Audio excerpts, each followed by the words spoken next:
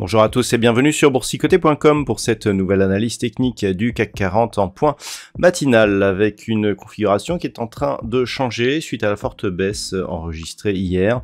On a encore ouvert sur un gap baissier.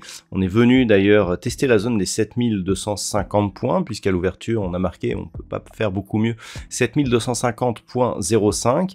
On a marqué un petit bas ici légèrement sous cette zone avant de remonter ici d'une manière assez dynamique vers le niveau des 7300 points.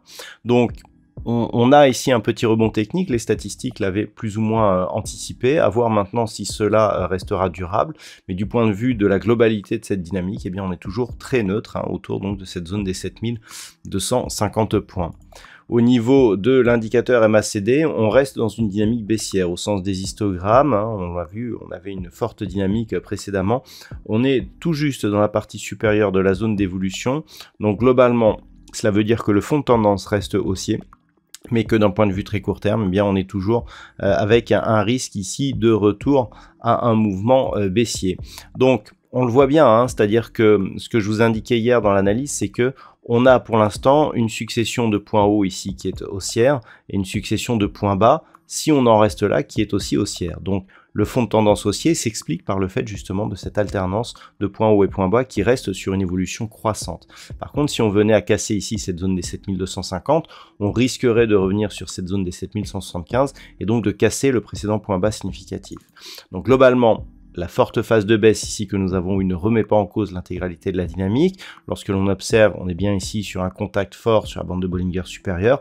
Retour au niveau des moyennes mobiles. Certes, celles-ci n'agissent pas encore réellement comme zone de support, mais si on rebondit et que l'on parvient par exemple à revenir au-delà des 7335 points, l'anticipation restera pour le moment haussière. Donc les points à surveiller. 7335 pour espérer un retour, voire une poursuite du mouvement de fond qui reste orienté à la hausse, donc d'un point de vue court terme.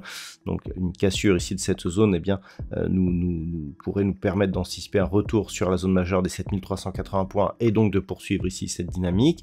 Rupture des 7250 nous ferait passer dans la partie inférieure de la zone de range, avec donc une dynamique, une pression qui deviendrait plutôt baissière, qui serait confirmée en cas de rupture avérée de la zone des 7175 points, qui invaliderait donc cette progression haussière suite à la rupture ici de ce précédent point bas significatif. Voilà donc ce que l'on peut dire sur cette séance. Au niveau du palmarès des valeurs. Alors nous avons une hausse ce matin, donc ça se ressent sur le classement puisque nous avons Renault qui gagne 2,22%, Total Energy plus 1,27%, Stellantis plus 1,24%, donc le secteur automobile et des carburants qui est plutôt le vent en poupe. BNP Paribas et Edenred sont sur des hausses proches de 1%.